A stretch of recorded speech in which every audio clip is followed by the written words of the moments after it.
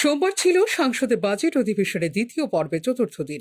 এদিন দিনের কার্যক্রম বন্ধ করে ভুতুড়ে ভোটার আইডি নিয়ে আলোচনা করার দাবি করে কংগ্রেস, তৃণমূল কংগ্রেস এবং বামপন্থী দলগুলো। তবে এই দাবি প্রত্যাখ্যান করেন রাজ্যসভার ডেপুটি চেয়ারম্যান হরিবংশ নারায়ণ সিং। প্রতিবাদে সংসদের ভেতরে স্লোগান দিতে থাকেন কংগ্রেস, ডিএমকে, তৃণমূল কংগ্রেস, আরজেডি, বামপন্থী, আম আদমি পার্টি এবং অন্যান্য দলের সাংসদরা। শেষ পর্যন্ত রাজ্যসভা থেকে ওয়াকআউট করে কংগ্রেস ও তৃণমূল কংগ্রেস। উল্লেখ করা যেতে পারে, ভুতুড়ে ভোটার বিতর্ক মাথাচাড়া দিয়ে ওঠার পর 3 মাস সময় চেয়ে নিয়েছিল নির্বাচন commission.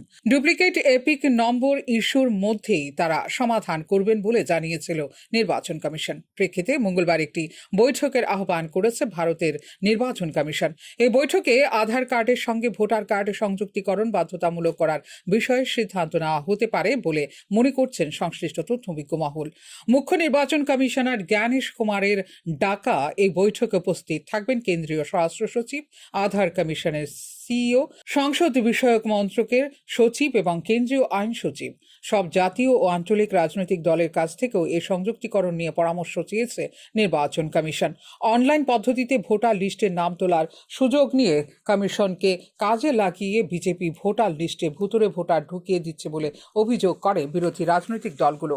Is a question of our basic structure of our democracy, because a clean electoral roll is the foundation of electoral democracy.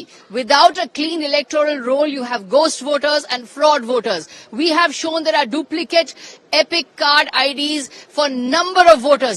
Hundreds of voters have got duplicate epic card IDs. The Election Commission has accepted this fault and has said it is going to stop it within 3 months. But how can it stop it in 3 months when it doesn't even know how many countless numbers of epic cards exist? Today we have given a notice on this, on the duplicate epic cards in the House.